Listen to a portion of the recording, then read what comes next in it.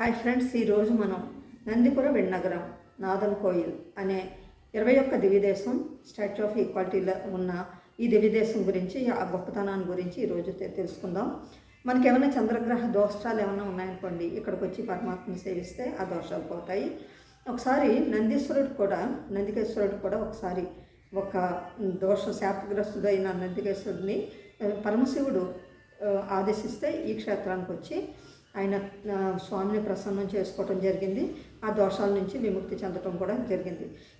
ఈ క్షేత్రానికి కనుక వస్తే పూరి జగన్నాథ్ వెళ్ళలేని వాళ్ళు జగన్నాథ స్వామి, పూరిలో ఉన్న జగన్నాథ స్వామి దర్శిస్తే ఎంత పుణ్యం వస్తుందో అంత పుణ్యం ఈ క్షేత్రాన్ని దర్శిస్తే వస్తుందని కూడా ఉంది. అంటే నందివర్మ నిర్మించడం వల్ల కూడా ఈ క్షేత్రానికి ఆ పేరు వచ్చిందని అంటారు.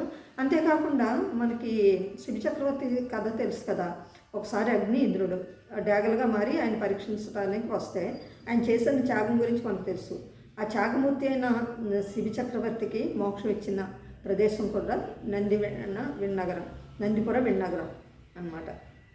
అది ఆ స్వామి యొక్క ప్రసన్నాన్ని మనం కూడా పొందాలని కోరుతూ జై శ్రీమన్నారాయణ.